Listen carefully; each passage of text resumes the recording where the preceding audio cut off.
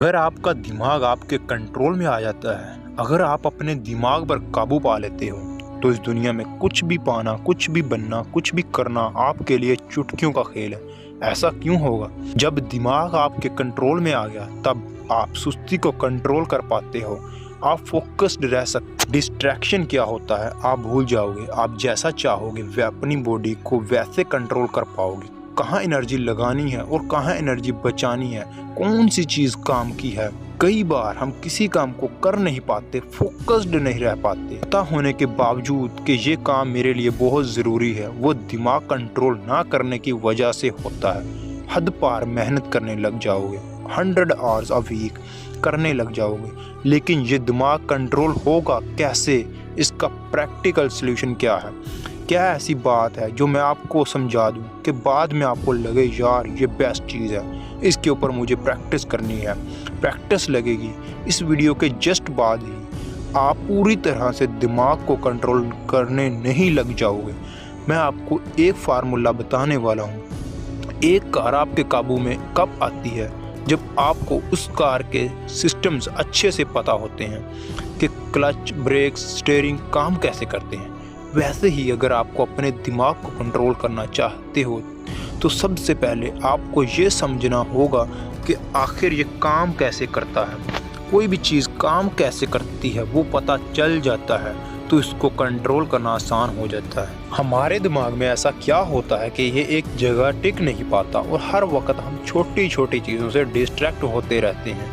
ऐसा इसलिए होता है क्योंकि हम किसी भी काम को अवेयरनेस के साथ में नहीं करते हैं, और जो चीज़ों को हम भूल जाते हैं वो भी इसीलिए भूल जाते हैं। चलो इसे थोड़ा सा डिटेल में बताता हूँ। हमारे दिमाग में लाखों तरह के इमोशन स्टोर रहते हैं, हज़ारों किस्म की चीज़ें, मसलन food, love, hate, anger, happiness, किसी जगह या किसी पर्सन की मेमोरी।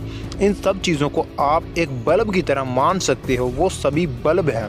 अवेयरनेस, ध्यान का काम लाइट की तरह होता है। जिस टाइम आप खाने के बारे में सोचते हो, इस वक्त खाने का बल्ब ऑन हो जाता है, और फिर आप कपड़ों के बारे में सोचने लगते हो तो कपड़ों वाला बल्ब ऑन हो जाता है। क्या होता है कि फूड का बल्ब सही से लगा ही नहीं कि बीच में ही कपड़ों का बल्ब ऑन हो जाएगा।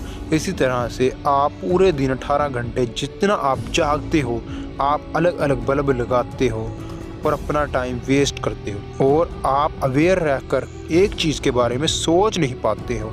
जो काम हम करना चाहते हैं कर नहीं पाते हैं क्योंकि फोकस नहीं रह पाते हैं, दिमाग कंट्रोल में नहीं है। इसका सल्यूशन क्या है? आपने एक कहावत सुनी होगी, practice makes a man perfect. जब हम मेडिटेशन करते हैं तो हम अपना पूरा फोकस एक चीज़ पर लगाते हैं ताकि वो इधर उधर भटके ना। कुछ ही टाइम प्रैक्टिस के बाद आपका ध्यान इधर उधर भटकना बंद हो जाता है और आप फोकस्ड रहते हैं क्योंकि आपने उसे एक जगह रखने की प्रैक्टिस की है। जिस तरह से हम कार चलाने के लिए इसकी प्रैक्टिस करते हैं, इसी में बेटर होते हैं, इसी तरह दिमाग को कंट्रोल करने की भी प्रैक्टिस होती है। जितना आप दिमाग को एक जगह रखने की प्रैक्टिस करते हो, उतना आप उसमें बेटर होते हैं।